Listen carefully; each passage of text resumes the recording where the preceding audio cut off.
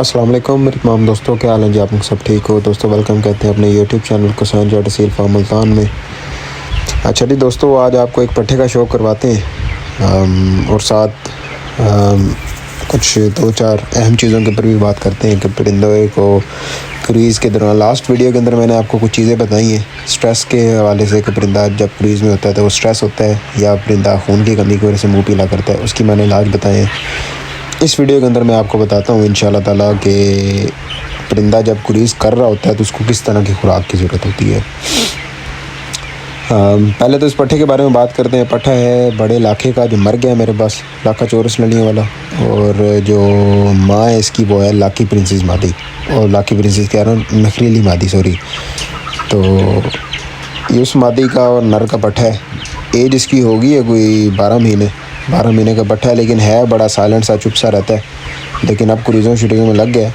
और एक और मैं आपको बात बताता हूँ कि अभी आपने देखा होगा कि परिंदे ने टांग उठा के ऐसे रखी है, तो ये कोई सालत की गारंटी नहीं होती, ठीक है। क्योंकि मैंने उस्ताद बशीर परवाना की बात सुनी थी, उससे किसी ने सवाल किया वीडियो के अंदर कि भाई परिंदा अच्छे ब्रीडर परिंदे की या फाइटर परिंदे की निशानियाँ बता दें।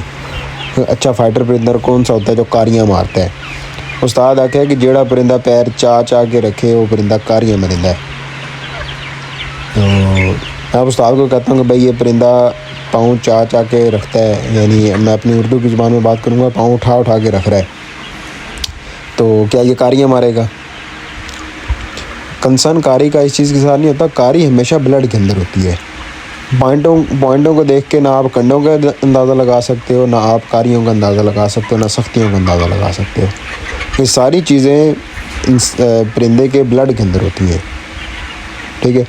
एक तो ये छोटी सी सलाह भी होगी। दूसरे नंबर पे तो क्रूज़ वाले परिंदे को खुराक की और किस तरह की खुराक की ज़रूरत होती है।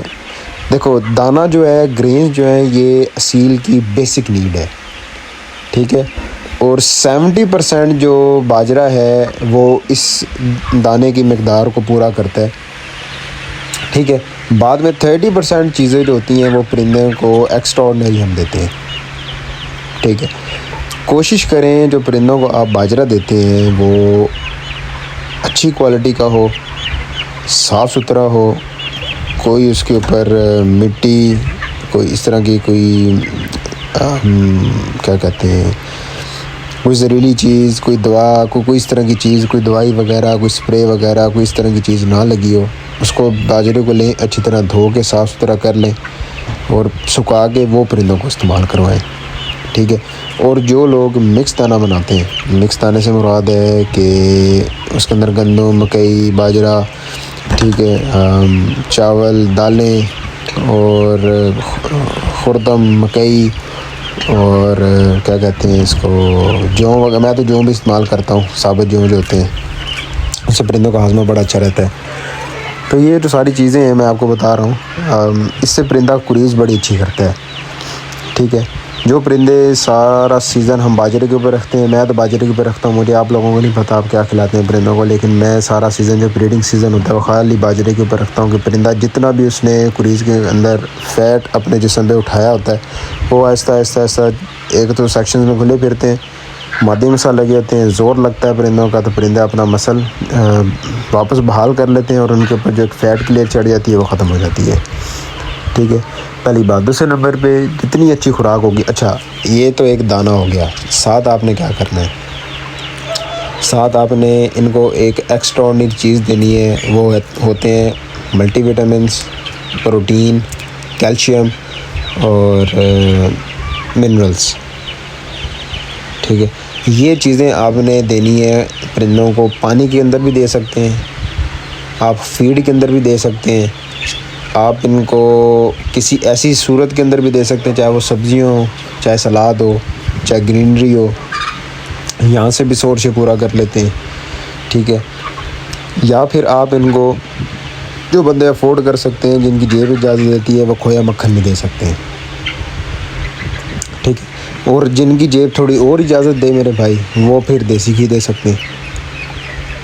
देसी घी के अंदर भी उतनी ही ताकत है, उतना ही परिंदा अच्छी क्रूज़ करता है, उतनी चमक मारता है, उतना ही खूबसूरत और बाटा पर निकालता है जितना उसके ब्लड के अंदर मौजूद है, कभी भी देसी घी देने से।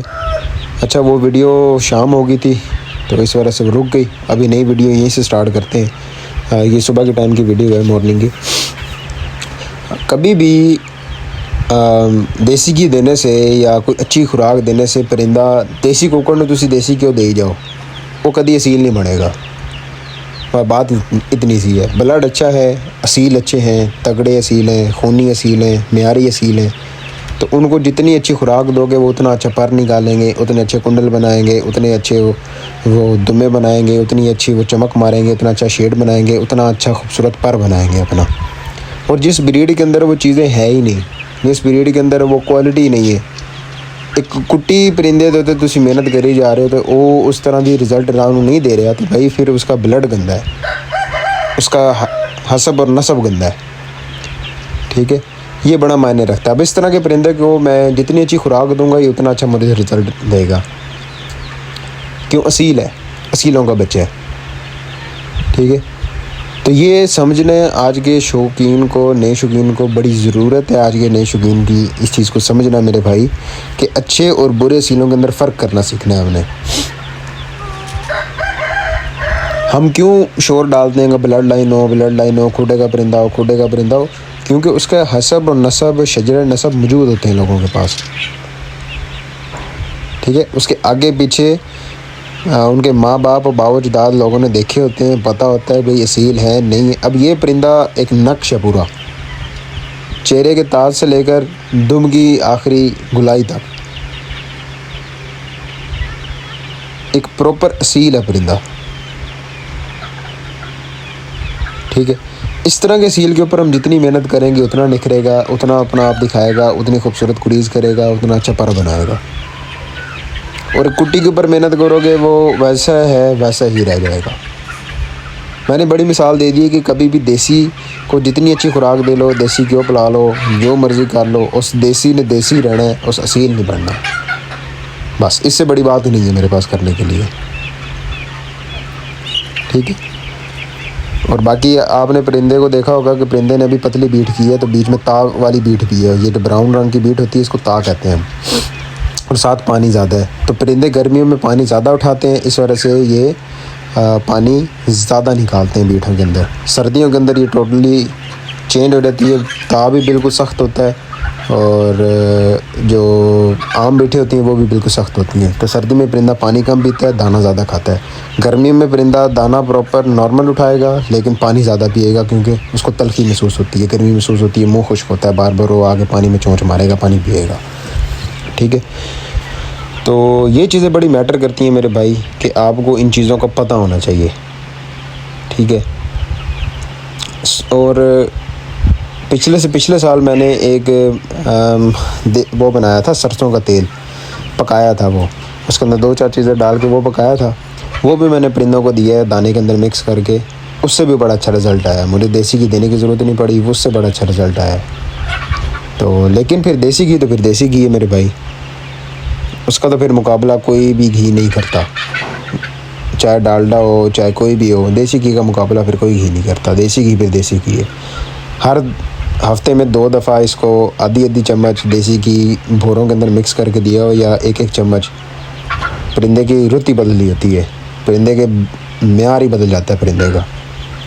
तो इंशाल्लाह ताला परिंदों का मैं शुरू करूँगा देसी घी, तो मैं आपको वीडियोज़ में दिखाऊँगा कि परिंदे हमारे कैसे खाते हैं देसी घी। टूट के पड़ते हैं क्योंकि आदत बनी हुई है। ये तो मक्खन भी हाथ पे हम ऐसे आगे रखते हैं और खा जाते हैं, आदत बनी हुई है इनकी, मक्खन की, खोए की, देसी घी की।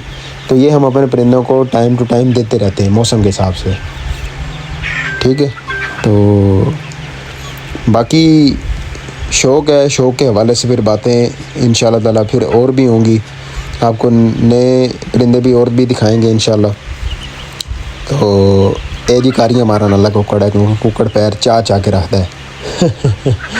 अल्लाह जी हिदायत दे दी साढ़े उस्तादां नूं, तो कोई अक्ल की गल करन दी तौफीक अता फरमाए जी, क्योंकि जिथे दी खोती तो उत्थे आण खलोती साढ़े उस्तादां दा वो हाल ने।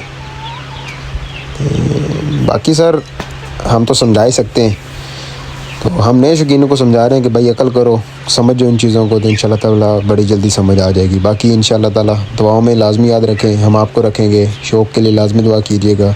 तब तक के लिए अल्लाह हाफिज़।